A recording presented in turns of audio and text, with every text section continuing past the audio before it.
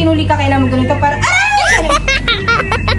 Magpapalda ba siya, tita? oo, magpapalda ka. Bibigay ko sa Hello mga mamis, pupunta nga kami ngayon kila Ate Noemi. Paano ba naman kasi nandoon nga si tatay, pati na rin sila tita. Ali, hapon na nga talaga kami pupunta nito. Paano ba naman kasi sobrang init din kanina. Kumuha nga talaga kami ng daddy ni Kyle ng mangga bago nga talaga kami pumunta dito. Tapos tinulungan na nga din pala ako ni Kyle dito. Paano ba naman kasi ang dami-dami ko nga talagang bit-bit dito. Ako nga din dito yung slipper na ibibigay ko nga kay Ella dahil aalis nga sila. Dating nga namin dito, nakita nga kaagad namin si tita pati na rin si Ate Noemi. Inip na inip nga si Kyle kahit na pinuntahan na nga siya ni Ella. Tapos ito't inaasar pa nga siya ni Ate Noemi kung ano-ano talagang sinasabi dito kay Kyle. Wala nga daw pala yung mga pinsan niyang lalaki dito kaya naman gusto nga na lang daw niya magsaranggola. Sobrang mainipin nga kasi talaga nitong si Kyle. At pasama nga din pala si tatay sa daddy ni Kyle. Uuwi nga lang sila saglit tapos may kukunin at babalik na nga dito kaagad. Di ko nga talaga maipinta yung itsura ni Kyle dito dahil gusto niya nga talagang magpalipad ng saranggola. Diyos ko po. Kahit anong kausap ko nga din talaga dito kay Kyle, ayaw niyang pumayag dahil gustong-gusto na nga din talaga niyang umuwi para nga daw talaga makapagpalipad siya ng saranggola. Bukas daw kasi